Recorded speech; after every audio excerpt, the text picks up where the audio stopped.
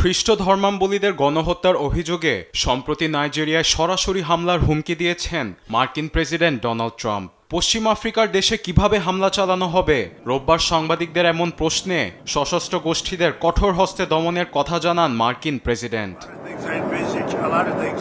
নাইজেরিয়ায় স্থল অভিযান কিংবা বিমান হামলা ছাড়াও অনেক কিছুই মাথায় রেখেছি। মূল কথা হলো নাইজেরিয়ায় রেকর্ড হারে খ্রিস্টানদের হত্যা করা হচ্ছে। আমরা তা হতে দিতে পারি না। প্রশাসনও এ ব্যাপারে কোনো পদক্ষেপ নিচ্ছে না।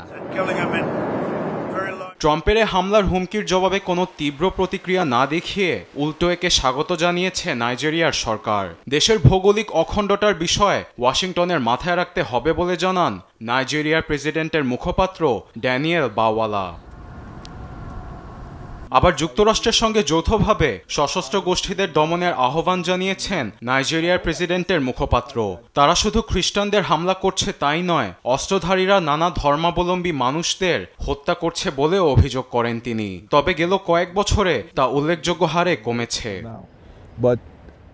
অ্যামনেস্টি ইন্টারন্যাশনাল, ইউরোপীয় ইউনিয়ন সহ মানবাধিকার সংস্থাগুলোর রিপোর্ট অনুযায়ী 2022-23 সালের তুলনায় 2025 সালের হত্যার পরিমাণ অনেকাংশেই কমেছে। তাই গণহত্যার অভিযোগের ক্ষেত্রে যুক্তরাষ্ট্র কেন পুরনো তথ্যগুলো ব্যবহার করছে এটাই বড় প্রশ্ন। কিন্তু আমরা সমাধানে আগ্রহী। আলোচনা করেই একটা সমাধানে পৌঁছানো যাবে।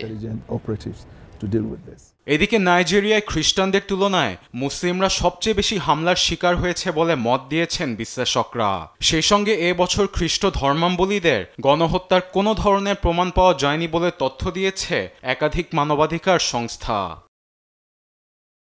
আরবেদ আফসার, নিউজ ডেস্ক, দেশ টিভি।